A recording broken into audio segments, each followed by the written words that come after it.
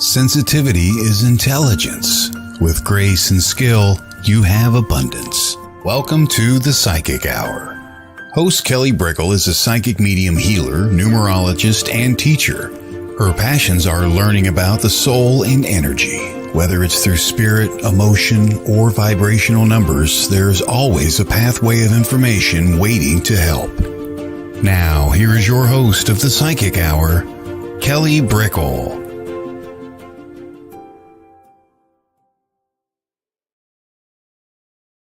Hello! Welcome to the Psychic Hour. How is everybody doing today on WLTK-DB? Let's Talk Radio. We are in April. Can you believe it? Time flies.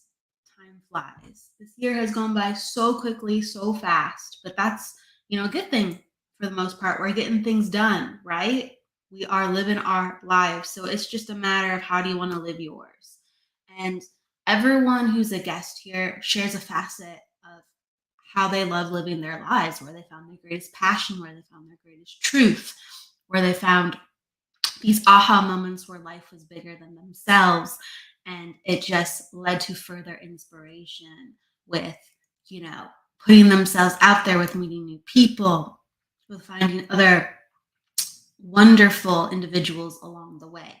And what I really want to get into for the topic of today is trusting yourself. Okay. I think we all have these dreams, these thoughts, these passions, even if really tiny and really small. And we're like, that's kind of fun. I've always liked doing this, or wow, I've always wanted to do that. And you might be inspired by other people, or it might be like the secret dream that you've always had since you were a kid. And not everyone is going to understand that dream. Not everyone around you is going to respect or even nourish that dream. They might even participate in snuffing it out. Who knows? Who knows the people that you surround yourself with, or maybe growing up. And it's really our job to nourish what we feel is the truth inside of us, the truth longing to come out, because we are all facets of finding the truth in this great life. What we know is constantly evolving, and it really takes one individual to be a pioneer and to contribute. And with things that are just not out there, you need kind of that crazy bravery to go, I think I'm going to do this. Or maybe it is out there, but there's just not enough, right? Maybe in your town or in your neighborhood, no one is doing what you'd like support in, and you're just like, where to start. It's so important within mediumship, within psychic development. In our development, we find teachers, and sometimes they're quality teachers, but they don't even understand who we are and what our unique facets are. I'm sure people who are interested in spiritual development, they can remember or attest to. Sometimes they have these unique gifts, right? And they're just not understood because they're not even in conventional mediumship or spiritual development. There's some people that talk to their guides. A lot of times in traditional mediumship, guide work is very personal work. It's not additional, let's say, sector that's developed amongst teachers in mediumship.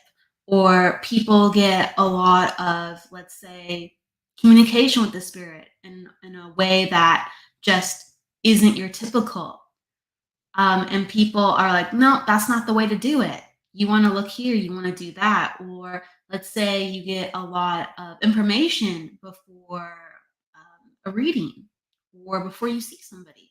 Some people are like, that's normal. Other people are like, that's a boundary thing. So there's so many ways to do readings, to tap into energy, and to live your life. And honestly, as long as you're happy, as long as you're helping people, as long as you're living in truth, and your life is very demonstrative of that, personally, with what you know in your heart and where you are with other people, then that's what you need to be doing. There's teachers in the world to guide and usher in more knowledge, and that can only go so far. We need new teachers in the world. We need new people in the world to bring their unique spark, their unique take. One thing that I think I'm really going to highlight too is just today we have Todd Bates on the show. And, you know, that is his world. Like going, researching, proving things, and gaining evidence about the spirit world, the paranormal. And he's like, some of these things I believe wholeheartedly, strongly, and other things I'm not sure. We're developing. If that experience was real, or we absolutely have EVP. That's electronic voice phenomenon. Because he's a paranormal researcher, among other wonderful things. And that world is all about, okay, where are we going to push the envelope, or what do we have here, and will people believe us? And they're really pioneering the world of gaining paranormal research. And in their, minds, they're like, this is our lives. Like, we wholeheartedly have passion and conviction in our work. And that's just one example, right? We could say it for anything. We could say it for science. We could say it for science is here time and time again. There's experiments in science that aren't supported sometimes, and that's the scientific method. So we have to live in our truth. And sometimes when there's so much going on around us, life is busy. Life is so busy. We have to make time and space for ourselves where we can go, what do I really want? What do I really need? I talk a lot about that on the Psychic Hour, kind of as the intro. And I kind of put that question back to you in various platforms and in various ways, because, how do we live a meaningful life? Right? And we have to really ask ourselves these questions. And part of living a meaningful life is trusting ourselves. If we don't trust ourselves, I truly believe we will always be in confliction of ourselves and others, because we don't trust particularly others. We don't trust particularly ourselves. Even if what we are doing is meaningful. So we have to know that it's worth it, why we're here. There has to be that deeper reason that carries us through. And we need time in order to find that. And we need trust, because sometimes you like something, but you don't know you're going to love it. Or let's say you're curious about something, but you don't know you want to abandon your old life for it, right? And you have to trust yourself. You have to go, I like this. I'm going to look into it. I'm going to open that door. And so part of trusting yourself doesn't mean you have to jump off these huge cliffs always. Sometimes you do. That's surrender. That's like big in spiritual work. But these little cliffs kind of let you trek, right? And you go, okay, wow, I actually really like this. And I met some cool people from it. Or, wow, I really like that. I don't think I'm going to do it anymore, but that just opened the doorway to this now. And it's just like, we have to trust ourselves with doing things different and doing things that other people necessarily aren't doing around us. I think that's what makes life colorful, and that's what makes life have its spark. And a lot of us sometimes, because life is so busy, we go and we sometimes even lose our spark, doing the things that we like or love, because we're not following the greatest purpose within ourselves. So important to be leaping from cliff to cliff, even if a small little jump, mixing up life. Well, I know for sure when we bring in Todd in a little bit, he certainly has done that. He's so multifaceted in his skills. He is, passionate about radio. He's passionate about helping others like lift themselves up and have a platform. That's why he created this radio station. How cool is that? He's the founder. And he juggles, and he's doing so much in the name of this work. And that's why he's such a wonderful guest to have on. Really facilitates to others what it means to have like just a full life full of your passions and ever growing and ever expanding in his work. He's always expanding. As soon as we get him talking, you'll understand what I mean. So that's my question back to you. Are you trusting yourself with what you feel you really want? And are you trusting yourself when you're nervous and you're like, I'm not sure if that's a good idea. I'm not sure if I should be doing that. Maybe it's too much money. Maybe, I'm not going to like the people there. Maybe, it's not going to be a good fit. And I'm just going to have wasted my time. And it's just like, you kind of have to gamble with that. Like, I'm a huge proponent of, if you're pulled to something and it just feels right for whatever reason, dive in.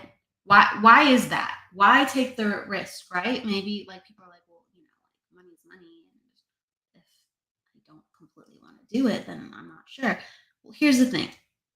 I like putting my resources together. One of my hobbies is kind of like learning from a variety of different people. I have to like them. I have to believe in them. I have to think they are of quality, right?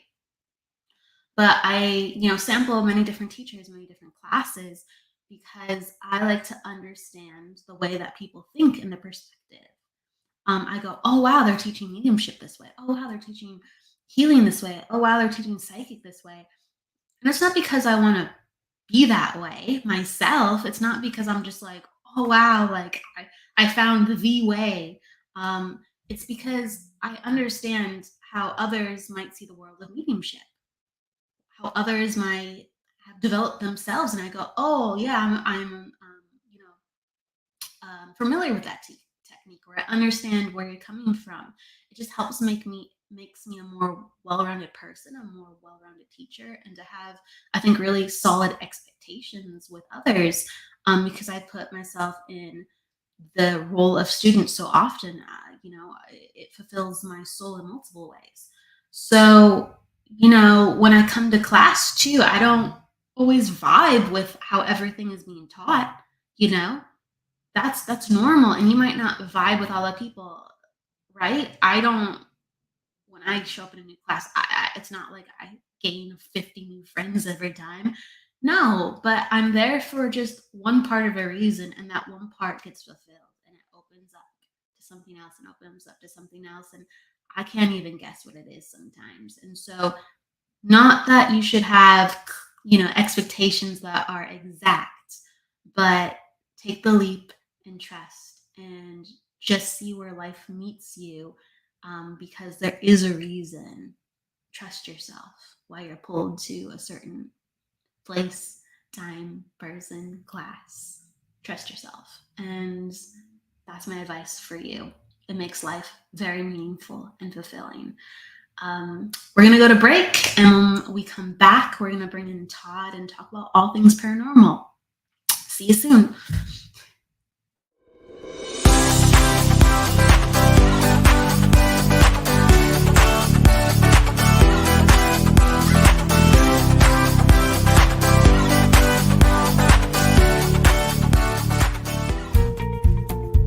DeEtte Renee, psychic medium. All of us have questions about our lives, our loved ones, our futures. DeEtte Renee is here to help answer those difficult questions. DeEtte excels at working with spirit and is a certified psychic medium through LWISSD. She is a master teacher and well-versed in the spirit world.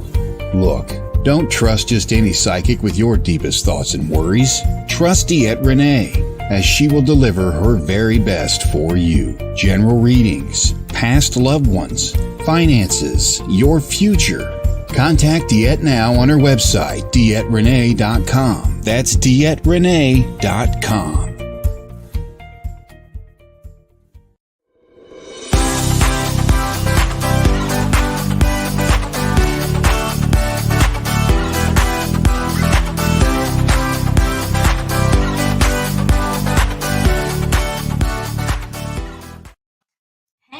And we're back.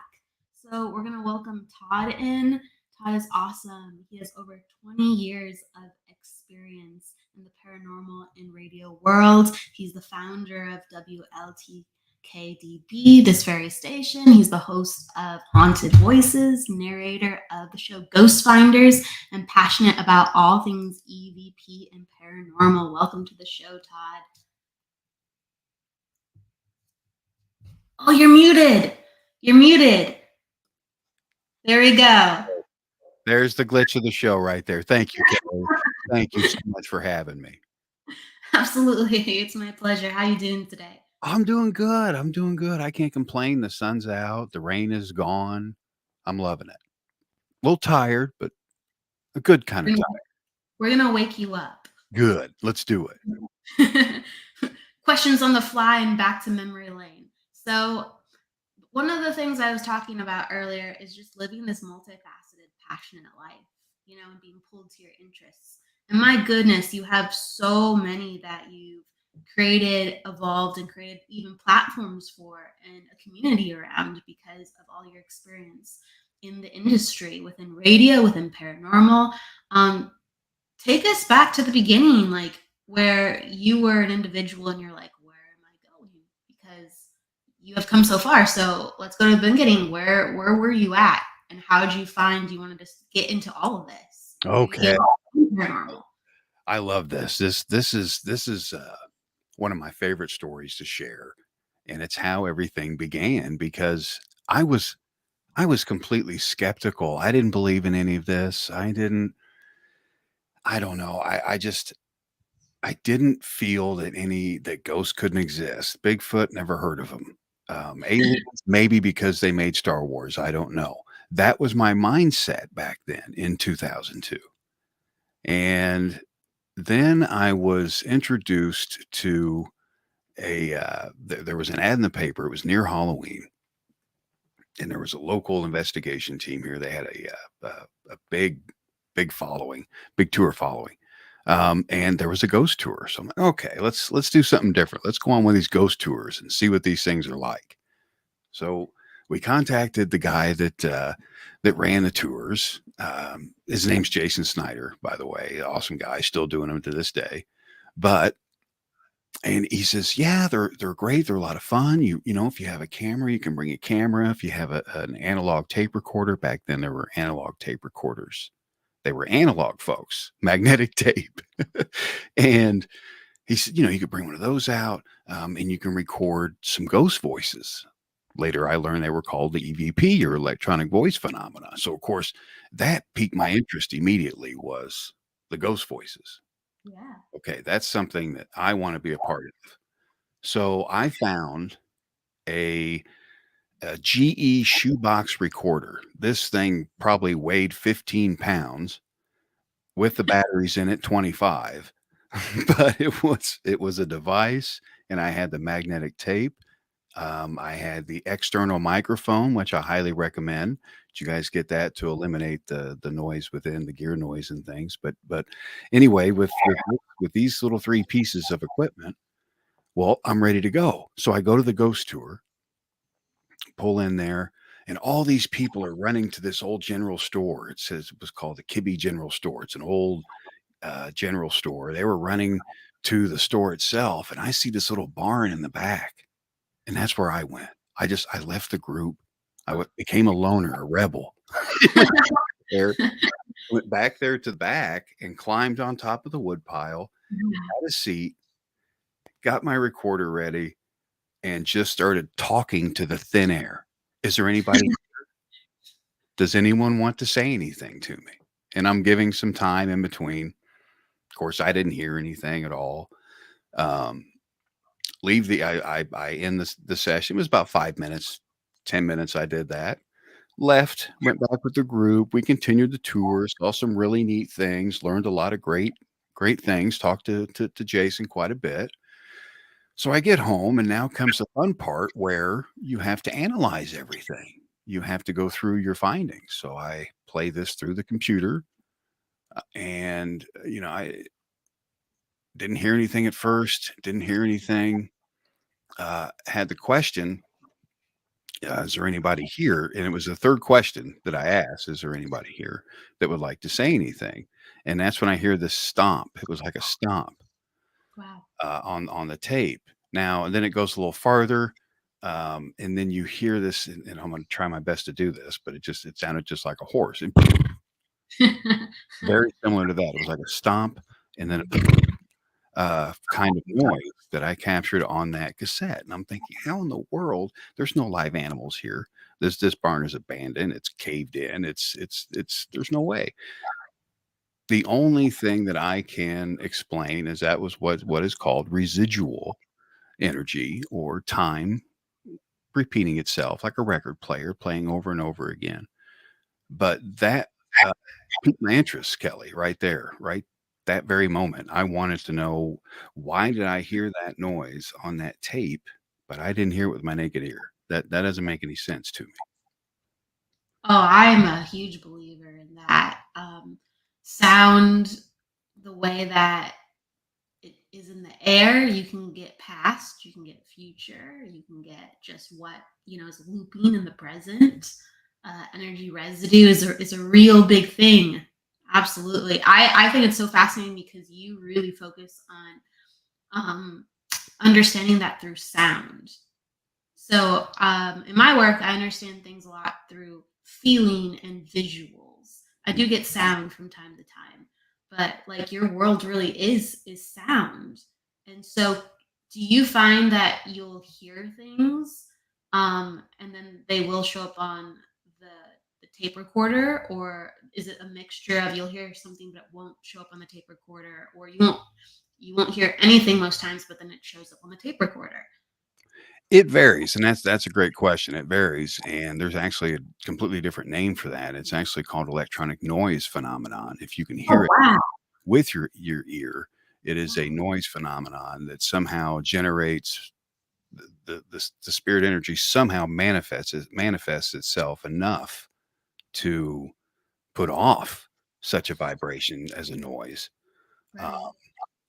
what I've found over the years is most of them will be captured without hearing anything with your naked ear. Now, there will be some instances where you'll have a voice, for example, saying "get out, go" on one recorder, and you'll have nothing on the other one that's sitting right next to it. You know, Wow. these are other things that are difficult to explain, and then you have your theory as to why. Is it because they Mhm. can have enough energy to imprint themselves on one device, or it just it baffles the mind. It goes on, and it So, can drive oh, you go crazy. ahead. I also want to. So you're teaching me things how there's EVP and then there's also EVN. Excuse me, electronic voice phenomenon and then electronic noise phenomenon. Very, very, I'm not gonna do the acronym. I think. very good. Yeah. And I'm like, oh, okay. And I'd be curious too, like with that, because you kind of get me excited with the possibilities.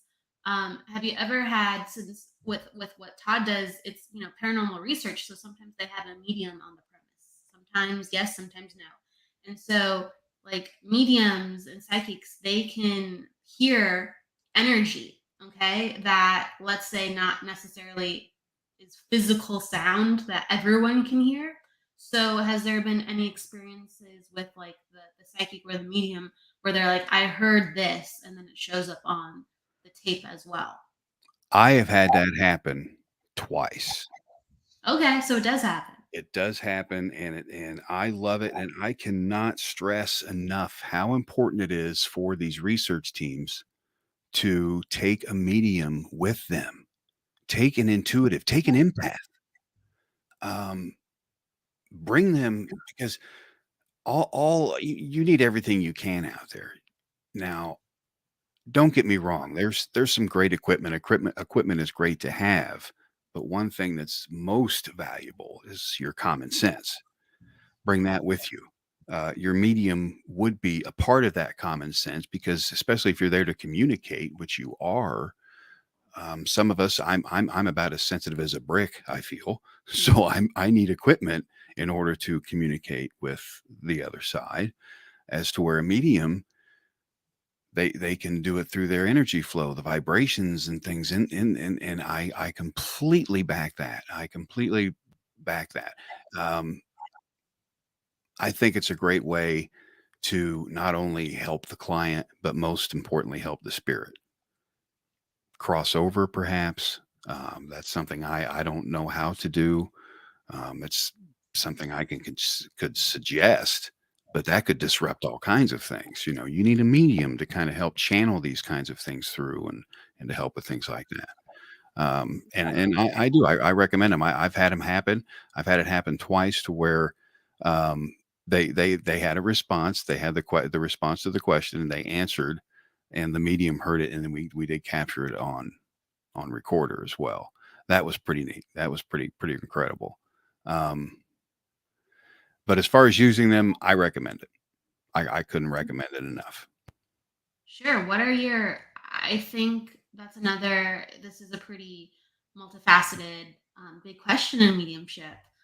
There's two kind of polarized sides. There's those who believe that, you do crossover spirits with some of this work. And then there's others where they believe that it's all residue energy and you can link and communicate with spirit and their personalities and their histories, but they're not necessarily, their soul isn't necessarily there, but the energy and the trauma is still there, or their story is there. What are your personal beliefs on that? Because yeah, a lot of people have many different. I can see a combination of both, and I've experienced a combination of both residual and what they call a traditional haunting. Traditional haunting being Aunt Mabel walking across the living room, waving at you, hello. That would be a traditional haunting. Aunt Mabel walking across the living room, watering her plants, that would be residual. Um, it's very rare. It's extremely rare. Have I had interaction with an apparition before? No. I've never made eye contact with one. And now I've seen a couple, but they were residual. Intelligence, an intelligent spirit. And my opinion for this is the way the spirits gain their intelligence and how you can tell the difference. They've crossed. They have crossed over. They are aware that they're no longer alive. They are, you know, ready. They can go. They can travel back and forth to where the residual it is imprinted. A heavy area for residual energy would be something with a limestone foundation, for example. These old historic buildings, they have like the old limestone bedrock. That is very porous. That soaks up like a sponge. So you have all kinds of energy in there. They've proved that that you can blow an instrument like a trumpet or a trombone into this, and it will hold that sound for a period Wow. of time. Limestone. I mean, limestone like is full of fossils and stuff. Interesting. Okay, all It right. holds a lot of residual energy, and it's like a sponge, so it's gonna get full and it's gonna seep out. So it's gonna seep out, and then here comes some of this residual energy. All of a sudden, somebody sees a ghost in the window. All of a sudden, somebody sees an apparition in the living room, or they see someone sitting in a chair.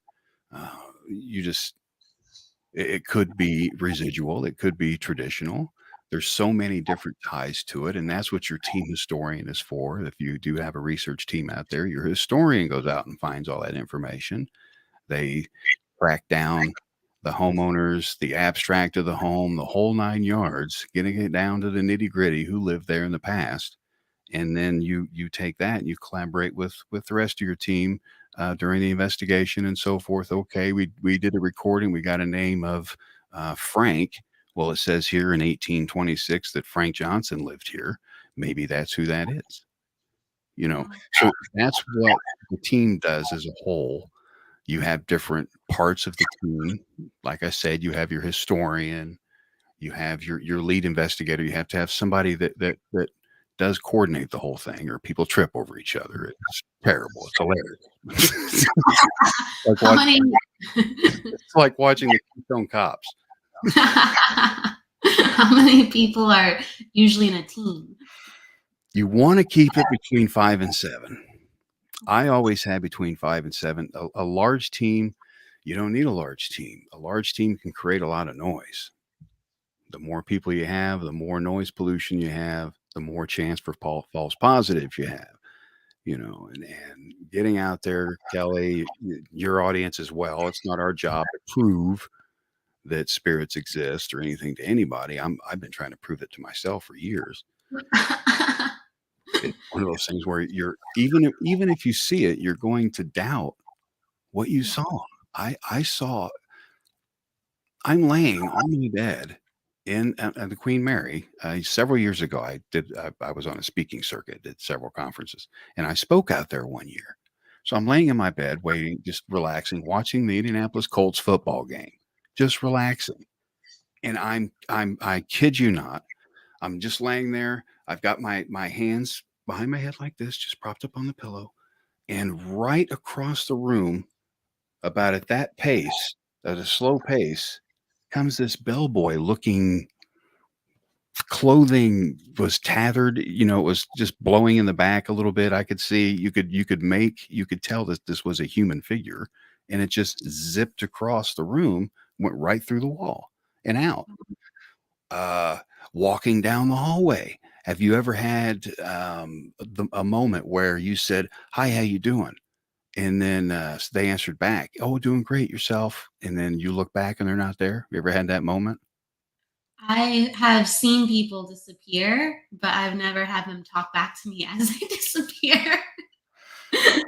That happened on that ship. I believe it. I believe it. I don't have a lot of sound experiences, but I 100% believe it. I've had people like just walk in, and I go, "What is that?" And they're that was rare. Like one time, I just had someone float. It was in my house actually, and my house is I don't consider it to be haunted, even though it sometimes can feel like very high vibration in certain parts of the house. But yes, someone just like floated like right by, and I was like, "Was that real?" That was in the beginning days. Was that real? Or sometimes at the top of the stairs, someone will just be there, and then you'll just watch them disappear Hmm. in this house, right? So I believe in all that. Mm-hmm. Yeah, Yep. that's the thing is how do you explain it? And there's so many facets to the whole thing. I could sit here for days and talk to you about the paranormal and how it works, that we believe, the theories that are involved, because that's all it is, Kelly, is theory. We have nothing tangible. We have nothing to hold. We have some ghost recordings. We have a few photographs, some great video, but still no one's convinced. No one's convinced. It's becoming, there's so much more, I believe, evidence now.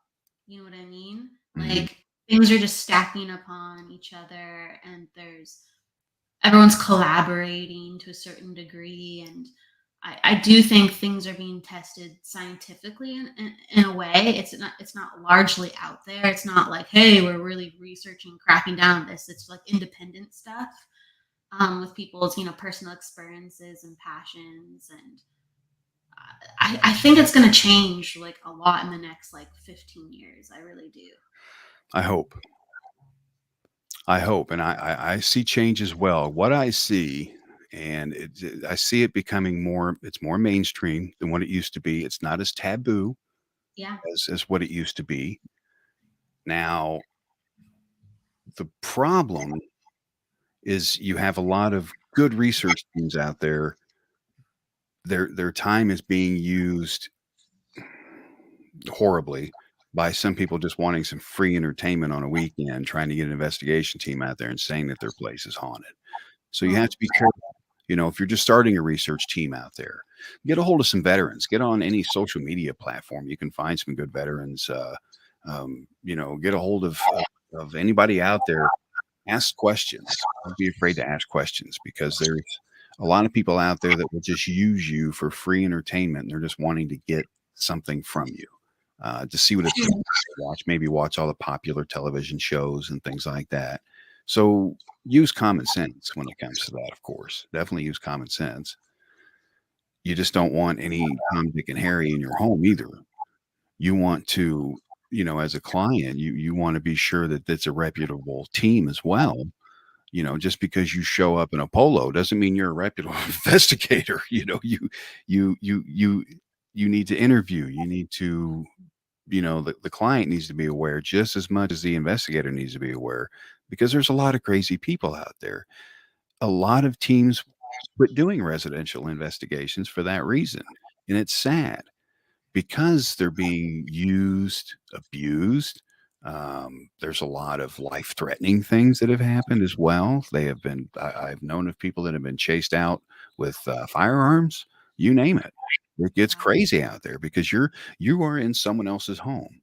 Right. Um, just because they signed a liability waiver. Take a shot.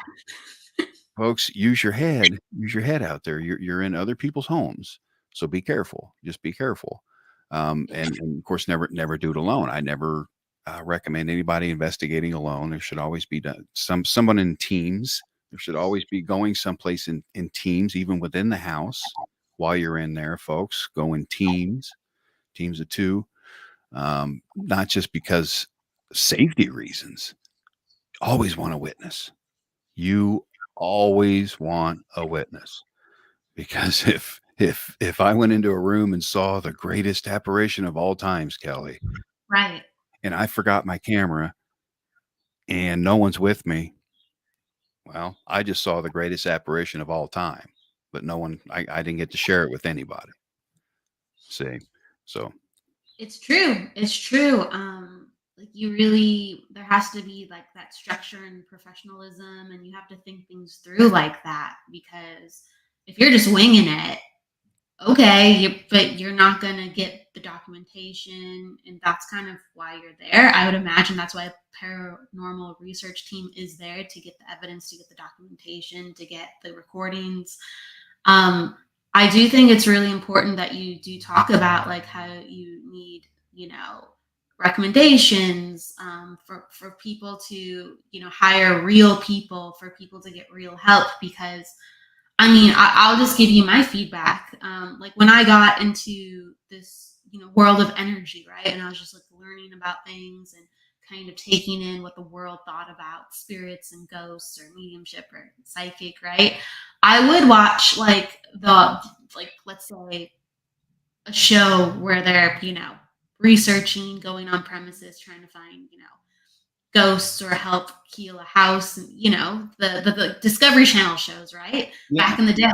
And I would watch them and I'd be kind of interested in some of them, and others, the vast majority, I'd be like, i just I just think some of this is staged. You know what I mean? Like I think like some of the people are genuine, but it's not because I didn't believe in the possibility. I just didn't think they were showcasing things in the best way. And same with like when I got like into, in the beginning, numerology and astrology. When I was researching this all, I would go online, because it's like, right, where do we go when we're first learning? We're like in a library, online, or watching a TV show. And I thought all the resources on numerology and astrology is online. They weren't clear. They didn't lead people in very clear directions. But nowadays, if you go online and learn about astrology or numerology, I think it's quite accurate with like the beginning foundations. I'm like, great. People actually put together a more realistic view of what this world is. And I'm sure that's happening with paranormal research. I haven't, been on cable in a hot second, so I don't know what is going on currently in that world. You absolutely would. Like, how have you seen it change in the past, 10, 20 years? Because I'm referencing, like 15 years ago when I'm watching these shows. That's it's quite a bit. changed dramatically. It's changed dramatically.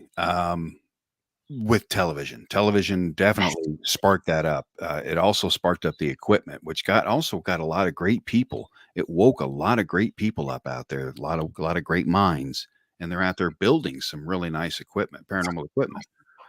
Now, some of it, folks, take it with a grain of salt. This equipment, a lot of it's garbage. It's just rubbish. Just throw it away. These apps, don't use them. Right. Yes. It's just they're for entertainment. Be careful. But it's changed so much because of television.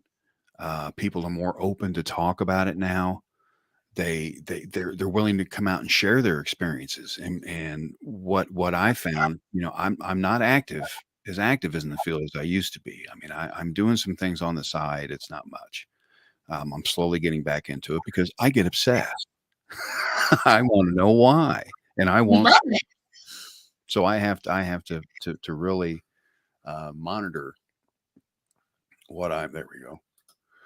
Monitor what I'm doing out there because I'll get obsessed with it. Uh, but it's good to have that the balance. You got to have the balance between the two. You There. must. Okay. Sorry about that, Kelly. I had to do a little bit of production up there. No, it's okay. I was like, "Oh, are you pulling up something?" No worries. I was giving it a moment, giving it space. But yeah, like you have to. I really believe in that. You have to have balance, even though you are fully invested. You believe in paranormal research. You've had so many experiences. It's a cornerstone of your life. Um, I believe in you have to like effectively live your life, and you can't let your passions rule your life Yeah. because it's like everything else will be ungrounded. It's like, Balance. you still have to feed yourself, you still have to pay for the bills, you still have to do the laundry. I know that sounds so mundane, but it's like if you're just like zeroed in and you're just like, everything else kind of falls away. And especially with that energy, because that energy, like spiritual energy, it ungrounds because you have to be in a different awareness state and a different perception to even catch things. You can't look at things with physical eyes. You Right. can't hear things with physical ears. So yeah, balance is key. Balance is key, and it's funny how everything comes together because here I am. I didn't believe in any of this, skeptical. Now it's my life. It's what I do. I talk about the paranormal. I have the station that's paranormal based and the ghost finders. I mean, I love working with the paranormal. It's a good community, and I know that there's a lot of great people within this community. There's some bad people too. You're gonna have the good and the bad. Yeah. But one thing I'd like to see is a little more unity, a little more collaboration between all of us, a little more sharing, I think. Because see, your neck of the woods, the energy, the metaphysical world, you guys have it together. I wouldn't say that. And I just I'm gonna be raw and vulnerable. Like Like I the I medium world, you I have, feel the metaphysical world, you have the cryptozoology world, right, and the right, ufology world. Look at all three of those. They're all squared away. They have MUFON. You guys have all kinds of training courses, set guidelines. Cryptozoologists are coming out with the same things. Now, the only field, and people call this the paranormal field, I like to call it the ghost and hauntings field because the paranormal is all encompassing, I believe. But the ghost and haunting side of this, look at us. We're scattered. We're not working together. We really have no set guidelines. And I'd like to see more of that in the community. And the problem is just it takes a lot of hard work. It takes people stepping up, and it may have a little cost to get all this together too. But we need something out there. You know what? I think like a lot of people in these various, kind of like you said, the cryptozoology, the mediumship, the Mhm. paranormal, paranormal research, a lot of these people are kind of like rebels. They don't kind of do things the typical way, and they're used to being loners. You know what I mean? And so it's like I think that that's why you haven't, let's say, seen community kind of start to come together as naturally as one would expect. I think there's within the mediumship world, there's a tremendous vein of healing that's been put awareness on, and for the sake of healing, people have had to come together. And there's going to be certain sparks. Like I think there should be healing in all the work, and there is, but there's certain sparks with like the leaders or the pioneers within these like different fields, and they're like, this is the reason we need to come together.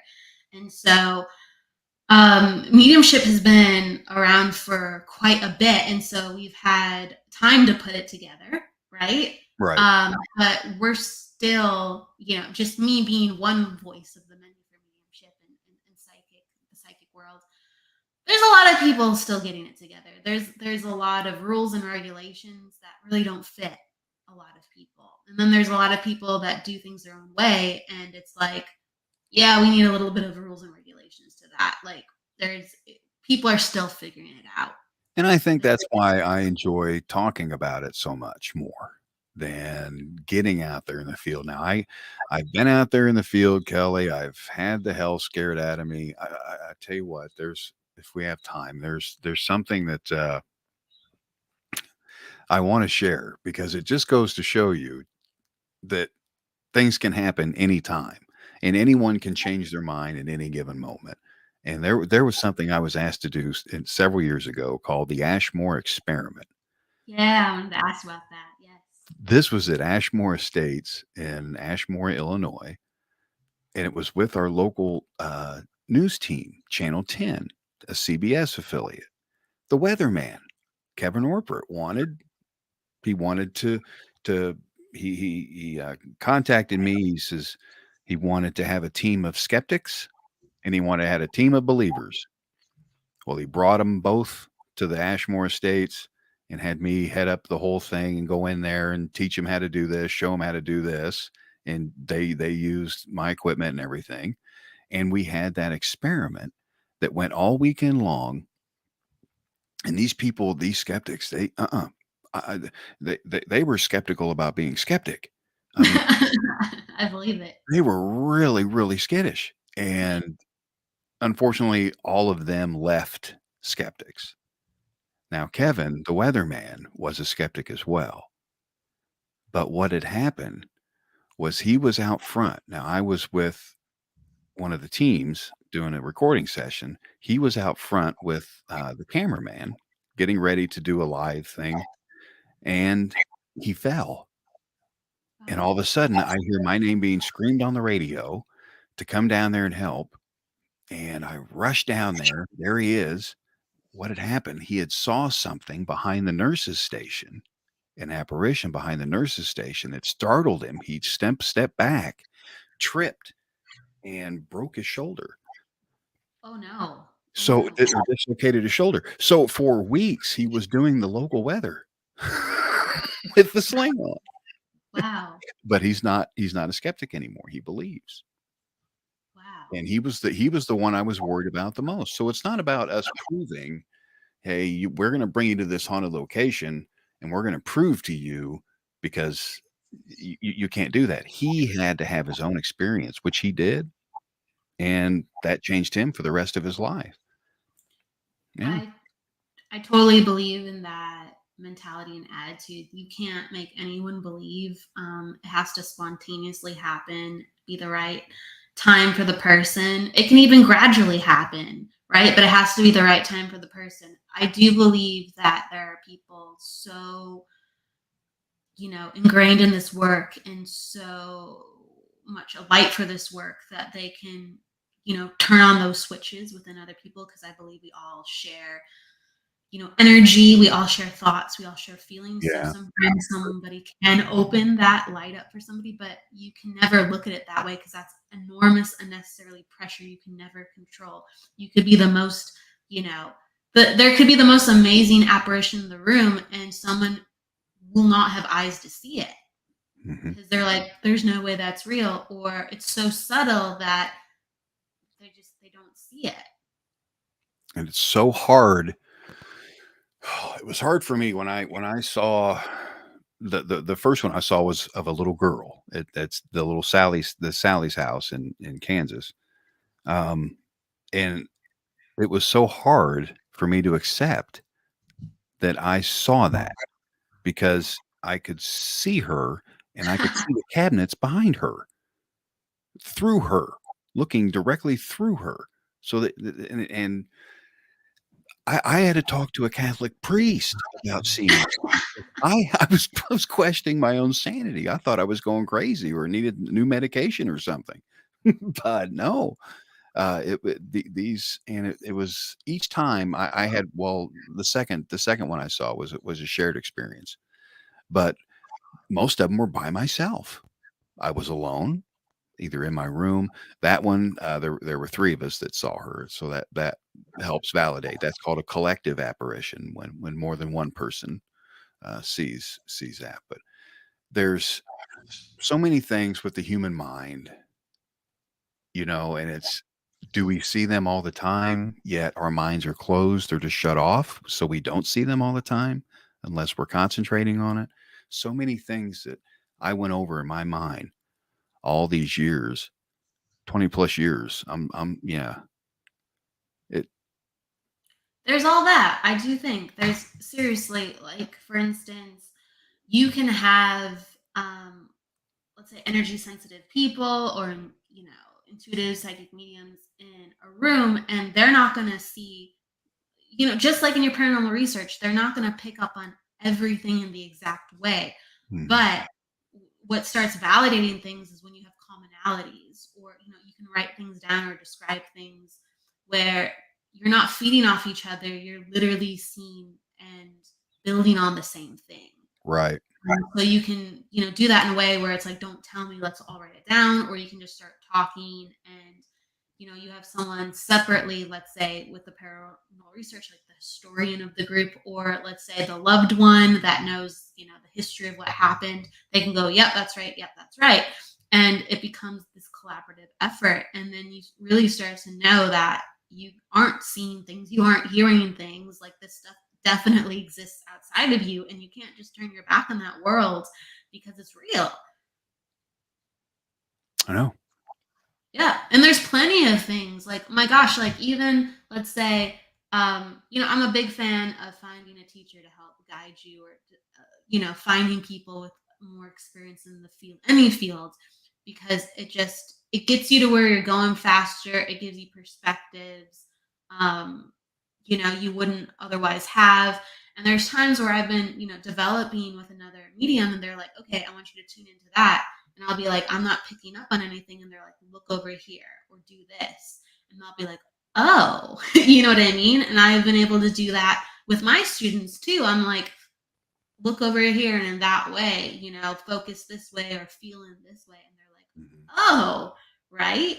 And so, yes, Todd, I truly believe and experience there are millions of things happening every day that we just do not have the energy to see or pick up, because we're living with what life is right in front of us, and we have to a certain degree, to just survive most days.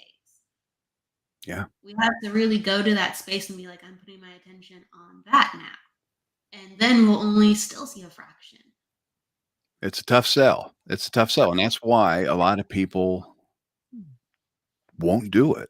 They won't have anything to do with this field because there's no absolutes. There's no map to any ghostly treasure. there's no instruction manual, unfortunately, for this, and it can be very dangerous. So I do think there's enough out there where there is some type of absolute of this is real. Like, if you really are going to experience people, and the people with talent and integrity, there's so much overlapping experiences. And if you were to get a team of people who really know what they're doing, you're gonna have stuff. mm-hmm. Like, that's just what they do. It's like it's going to the office. They show up at the office, they get stuff done. Mm-hmm. We're at a point where we have enough to showcase that this stuff is real. That's what I believe. So I think that, it has been all for something. I think, correct. Tell me what you think. It takes so much consistency in this work, because you're creating something into a world that has not existed or has not even been taken seriously, or you're reconstructing perception of society. Mm-hmm. And that is mind-boggling. It can be maddening. It takes tremendous self-preservation and self-care to even be in a state where you can do that. It's a tough load, and I think, a lot of people burn out And They burn out very quick on that. And then you have the legwork alone as well, the legwork carrying in the equipment, carrying out the equipment, setting it up, taking it down. Um, so many different things that you have to do to make an investigation work. yeah, And there's just thousands of great teams that are out there doing it. Some of them every day they're out there yeah, doing it. They do this for a living. I think it's it's great. amazing. But It it is, is. it's a lot of work and it's a lot of fun too. It's very rewarding, don't get me wrong. But also, you could be out there 16, 20 plus hours and not get a thing either. I feel like the mediums have it easier because like you just come in and like their Yes. body's the tool, right? But it's like for the equipment crew. So I've been a part of like let's say fairs where I'm looking at a massage table, maybe a couple, things. Yeah, there's been times where I've had an extensive amount of equipment, but nothing to what you've dealt with. Like I think the physical burden would match the kind of spiritual, emotional, mental burden of here I go again, and am I going to get anything? As you have all this equipment on your back and these thoughts on your back. Yeah. With everything that you bring, all the work, you're sitting down, you have everything set up, and you're in this dark area, and you're just wondering to yourself, I wonder if I'm going to get anything. But you have to go in positive. You've got to bring it in. You've got to, negative brings negative, just like the old cliche says. You walk in there. That's one thing. When I had an investigation team years ago, I wouldn't allow. Let's say a couple had an argument before an investigation. I wouldn't allow either of them to come because that could interfere with the energy of the place. That may interfere with the evidence that we capture. Um, Plus, they may they may get into another argument while they're there. They need some Yeah. time apart. Everybody just needs a timeout. So those are the little things that you want to keep in mind when you're out there doing some of this is your feelings, your emotions. Um, I'm not a psychic, and bringing a psychic medium to one of these, by all means, like I said before, I can't stress it enough. I think I think it's a softer way to communicate than with our bulky, noisy, scary equipment. I think having a medium is a softer way. Perhaps during the initial investigation, perhaps bringing a medium out there, especially right out of the gate, just having maybe the lead investigator and a medium walk through the place and kind of pick up the energy. Is there a lot of tension? Is there, did something tragic happen here? There's so many different things that can happen. And if you have a medium, they could just help you out and they can alleviate hours of just nothing because there's something there. I do think that when people are energy sensitive, they can go check over in that corner. It's not that they'll know everything. It's not that they'll have the strongest communication with the spirit. It's not like just because, let's say myself as a medium, just because I have the ability to tap into something doesn't guarantee anything. It's just I will help kind of go. I'm sensing this. I'm sensing that. Or I got, there might be a full connection. It's putting all the puzzle pieces together. And right, there's certain people that specialize in this type of work. That's what I'm talking about. It's like trust yourself, find your passions, they'll evolve, like your uniqueness will come into play because there's certain mediums where they shine the truest on location with stuff like this. When they're working with a team, when they are, they're able to tap into the house, they're able to tap into the past loved ones' stories. Like they can even solve mysteries, putting together clues what happened in the house. There's some people that's literally like the best they do mediumship is in that. And then there's other mediums, they wouldn't know what to do in that house. It's true. That's true. Some mediums, um,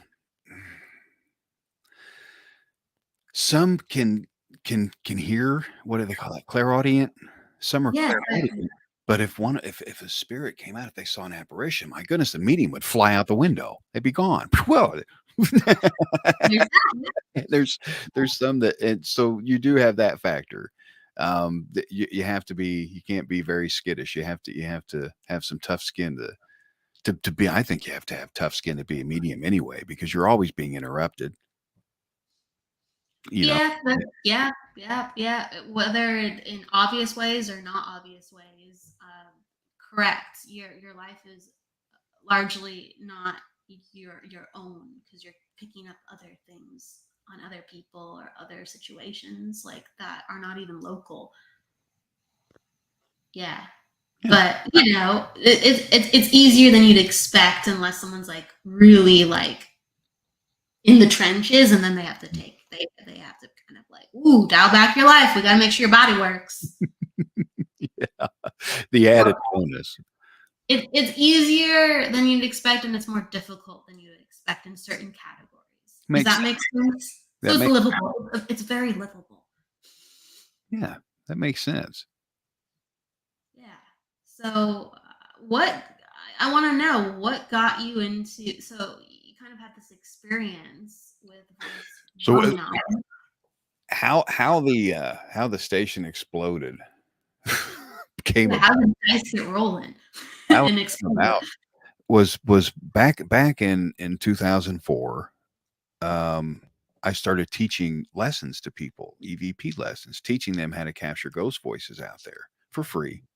And I needed a way to reach more people because there were so many people that wanted to learn, and they wanted to learn the software, the hardware, the everything. Um, so I started with the chat room, and then because they didn't have what they have today, of course, back then. Sure. But then we found one. We found an audio server to reach people. I found one, and started talking to them just like this, and teaching all, and then that branched into Haunted Voices Radio.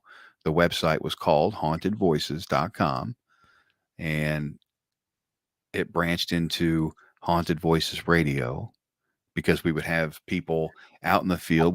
We would interview them on how their evidence, and how they collected it, how they did their investigations, and so forth. We would conduct interviews with all kinds of different people, all in the paranormal community, and then it went from that. Well, okay, I have a show now. Let's see if we can get a station of these like-minded shows together. Haunted Voices, its first broadcast was November 6th of 2004, Wow. and it's still going. It's on hiatus until this fall, but it's still going. Um, and the When oh, I want to ask too. So when you started, like haunted voices, or when you started teaching people the classes, did you have then the radio schooling, or did you get into radio broadcasting around that time? Because one part of the reason, Todd can say it best, but part of the reason you're on hiatus because you're in more schooling for radio. This is how passionate you are, and this is how you're evolving your life in it. Like, talk about that, like when you started and where you are now with like the radio. right. I've always been interested in broadcasting ever since I was a kid. I've always been fascinated with radio and how it works. Nikolai Tesla, the whole nine yards, all of that. Always been fascinated with it. And then it came to the digital aspect of it, where we have the internet. Okay. Now you have the terrestrial side, the AM, FM, but I was more interested in the digital side because I'm talking to people. How do we broadcast to them? And then get the shows and all this together. It was just it was a kaboom one day. It just Oh,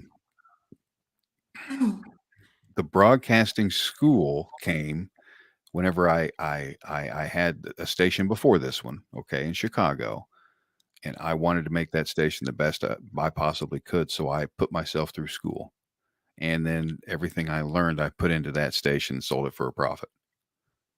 This one, I'm not. I don't have that mindset to sell it for a profit. Okay.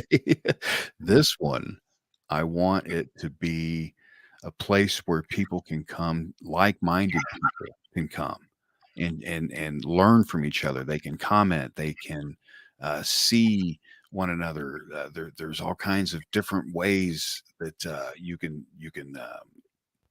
reach out to them, and all the like-minded people come together in one area, and it's tough to take a listener these days and say, okay, we need you to go here.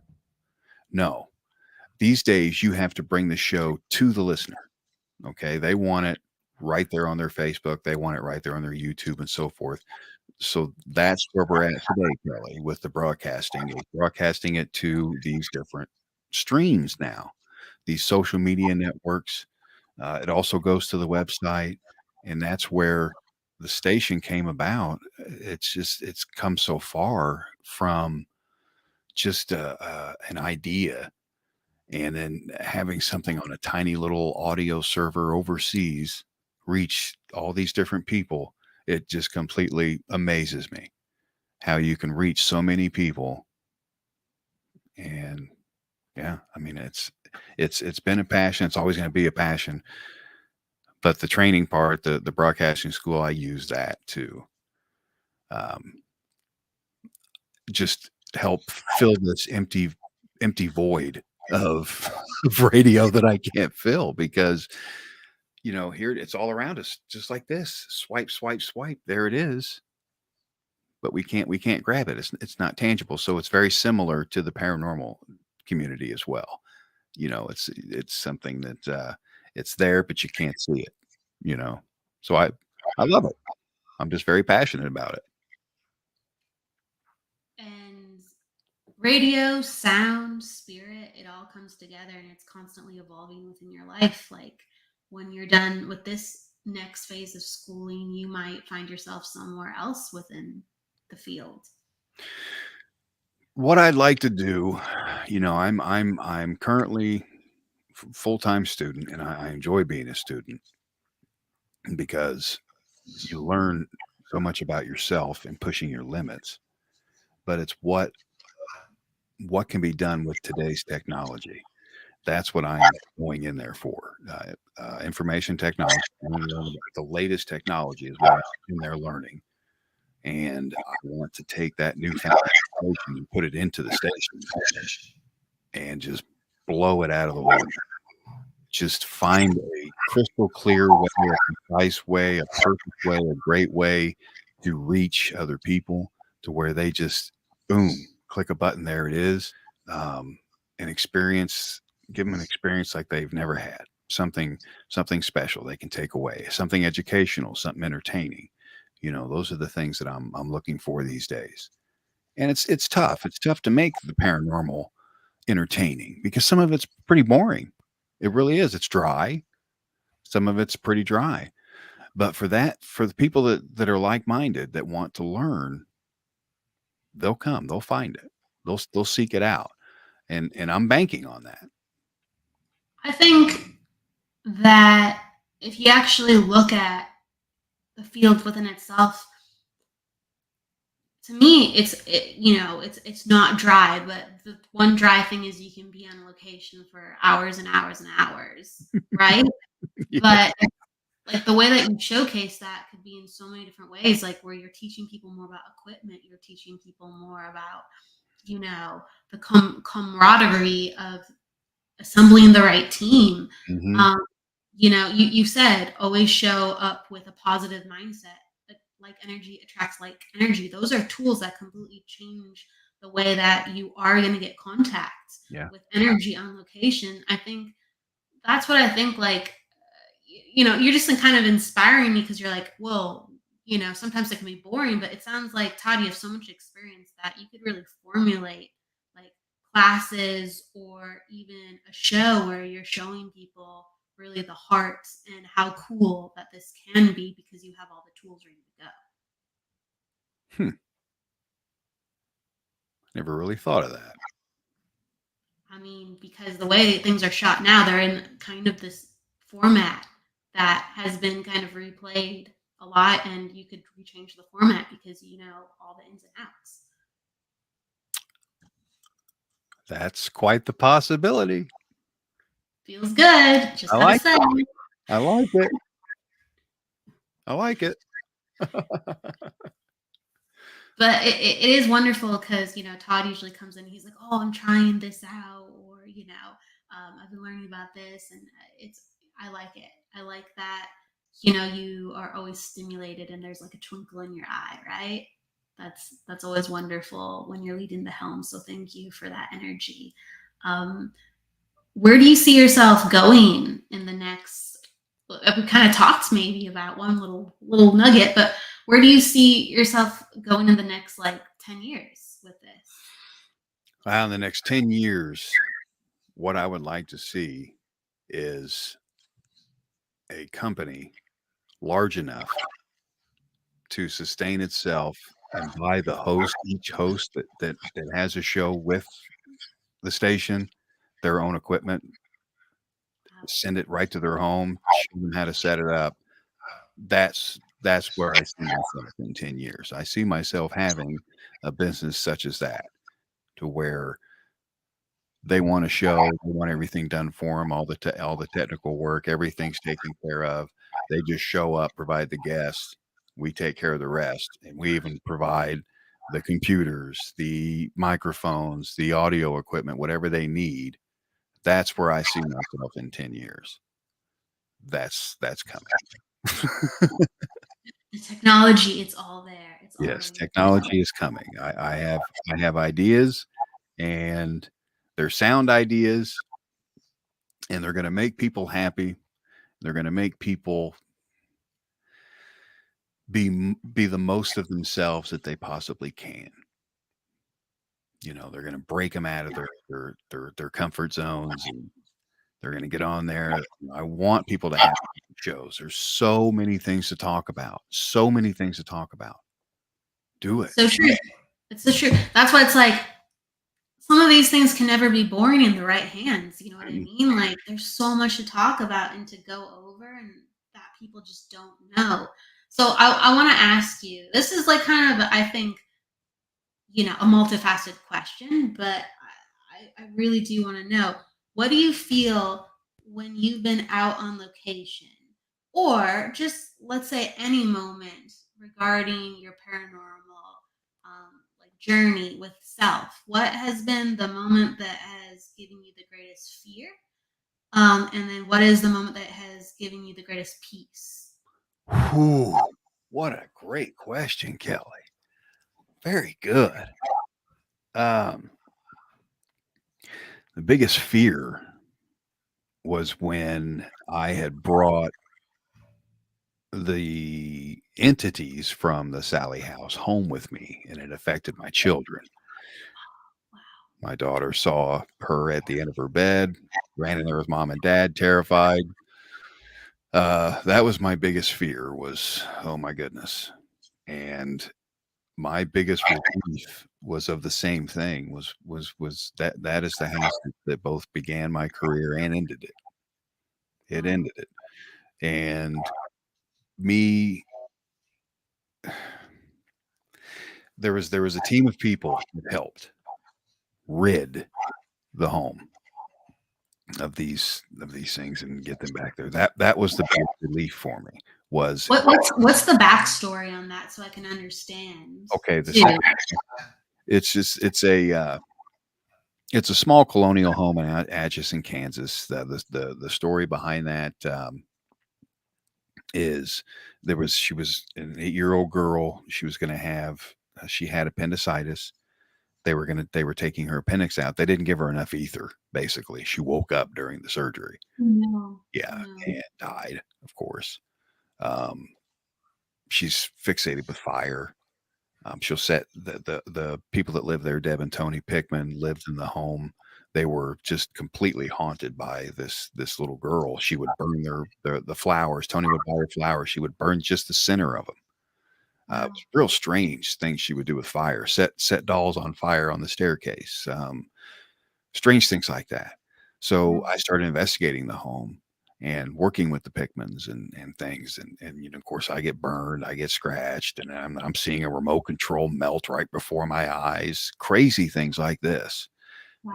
And then they finally had their piece. They made peace with the house. They made peace with themselves. I hadn't made my peace yet, but I have now. I have now. Um, but at that time, I hadn't until after everything was done. But what it is, it's basically one of those investigations that you become obsessed with. Um, I did. I became obsessed with constantly over and over and over and over. So it took its toll, and I brought it into my home and everything. So you've got to be careful. You can't you can't act like that. Learn from my mistake. Don't repeat it.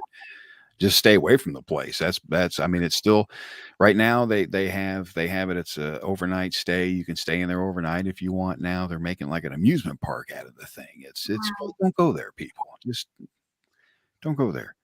Yeah, that sounds really chaotic. Yeah. Yeah, and it's sad. It's sad that that's what happens in this field a lot of times is just because a place looks spooky, people think it's haunted. Now that place looked like your average colonial home, old school, and it was haunted. So looks can be deceiving. Don't judge a book by its cover. All the good stuff. Just mind your p's and q's out there. Use common sense. It's free. Common sense is free, although a treasure in itself. Um, I, for real, like just sometimes it's free, but we're not going for what's right there. I do think right that's kind of like you kind of opened the can of worms, so we're gonna have to have you on in the future because it's the portal of the discussion. Because I do think like depending on a mediumship's work or how other people connect to spirituality, there's different lanes where how they interact with spirituality, and the paranormal research community can deal with various spectrums, and it's really indicative of there's light and dark in the world. And you might come across both energies, and I think that is a very interesting and even delicate conversation to be had, because some of the stuff is very heavy, and you have to pay your proper respects to it. Even the light stuff, right? You have to pay your proper respects to it. So gosh, okay, so your greatest piece came. Can you walk us through that? My greatest piece was when all of that was exterminated from the Yeah.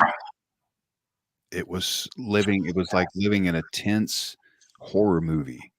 You would hear things, the cabinet doors would just be open one morning. They're just open. Little strange things would happen.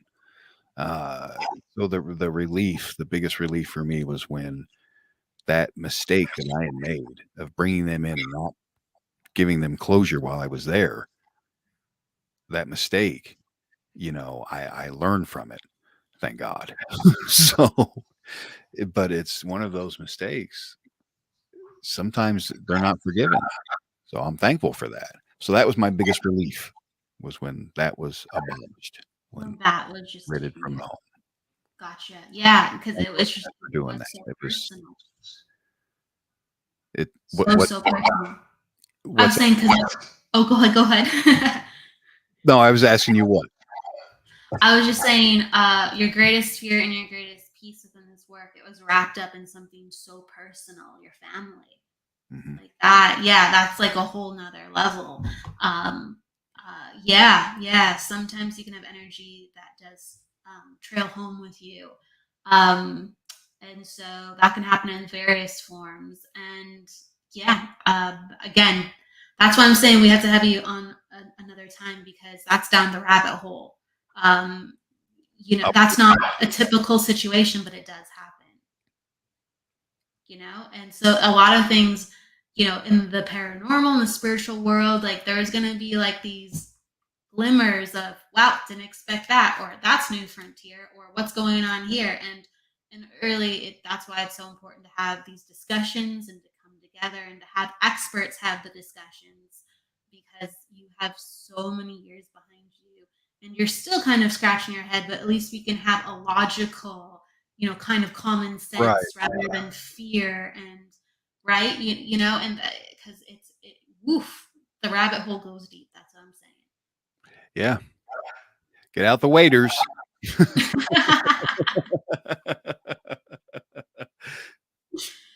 I think that's the teaser. So we will go deeper on a future show. We have just scratched the surface. I want to say hi to Linda and Jackie. Thank you for coming in. Hello. And I want to thank Todd for coming in. You can find more of him through WLTK-DB because this is, a labor of his love, the show. And where else can people come find you as well? Oh, my goodness. You can find me there at the website, WLTK-DB.com, over there on Paraflix.com. Watch season 11 of The Ghost Finders. It's a fun time over there. I narrate that for the guys. And those are about the only two places they can find me pretty much these days, Kelly. Still a good portion on your plate. So radio and paranormal, that's Todd, and we thank you so much for being here, showcasing yourself in another way. Thank you. Thank you, Kelly. So with that, I'm going to wish everybody listening love, light, luck, and a smile. Enjoy your week. We'll see you in a few. Take care, everyone.